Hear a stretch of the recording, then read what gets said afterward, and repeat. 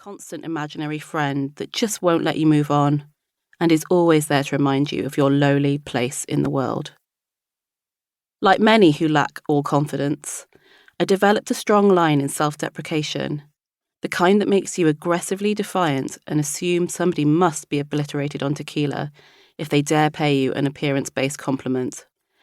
At work, I self-defined as the LOL-wielding office goth, but inside I felt like the unattractive underdog, outwardly jovial despite my caustically low self-esteem, with a secret fear that my looks were holding me back, professionally and personally. As an adult, I've tried diligently to fix my ugly problem.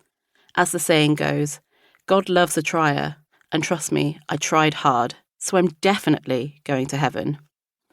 To fix my appearance from the outside, I've embarked on multiple extreme diets, cleanses, and detox retreats.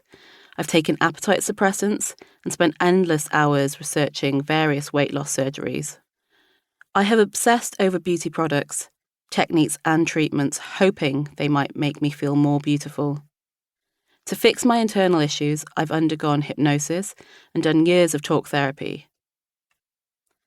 Even my degree in philosophy came back to appearance. What is the existential definition of beauty in classical art? My dissertation pondered.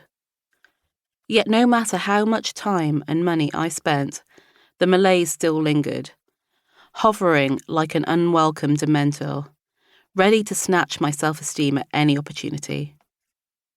I did all this work and picked all my issues, and while there were some small shifts in my mindset, still that feeling of ugliness, of wrongness, deep within my core was quick to surface when activated. When my then boyfriend cheated on me, ugly was the reason my heartbroken brain gave me for the betrayal, rather than the reality of him simply being a sack of shit. When I narrowly missed out on a dream job despite being overqualified, not looking the part was my default reasoning, rather than the nepotism so often at play in these decisions.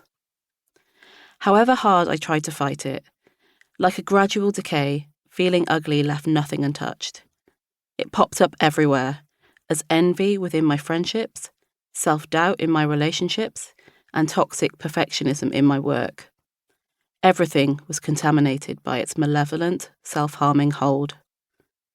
Ugly, to me, has felt like a tattoo you can't ever erase. You're branded with it for life, no matter what you change or try to. To say that navigating ugly shaped my life is an understatement. It affected everything, including my career trajectory, that eventually led to me becoming a beauty editor.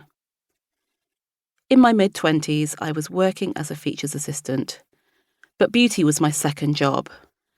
I was spending all my money on beauty products, reading about it obsessively and writing about it for anyone who would let me. I even started a terrible beauty blog. I knew I wanted to be a beauty journalist more than anything else. And I didn't just love beauty, I was compelled by it. Subconsciously, did I have something to prove to myself? You bet. I made the switch to beauty journalism, and it was everything I'd hoped for and more. I met my makeup artist heroes and had the appearance of a very glamorous, enviable life. More importantly, I was able to write for and connect with the women that, like me, magazines and the beauty industry had largely ignored.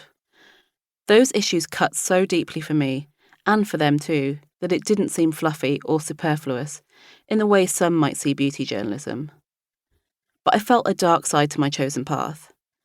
Unsurprisingly, being surrounded by constant perfection, from models to the classically pretty and perfectly coiffed beauty editors I compared myself to, meant that internally I felt worse than ever. My perceived ugliness was more than mere inner turmoil. I believed it to be an immovable fact. I had forcibly put myself into the very world that I'd felt so alien from. Why? To finally be part of something that had eluded me my entire life. Beauty. I hoped that being around so much of it meant that it would finally rub off on me. But instead, I felt uglier than ever. Working on the inside of the beauty industry, I started to notice some changes.